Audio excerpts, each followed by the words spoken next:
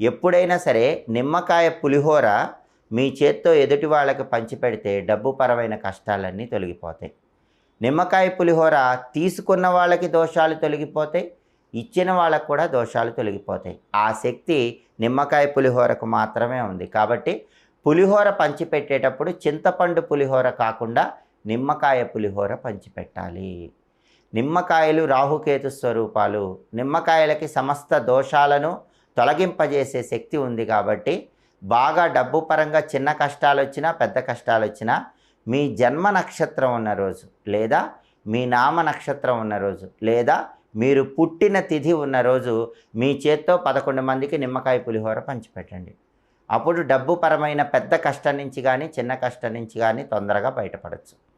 అలాగే డబ్బు పరంగా ఒక కష్టం వచ్చినప్పుడు ముష్ట ముద్ర అని ఒక ముద్ర ఉంటుంది.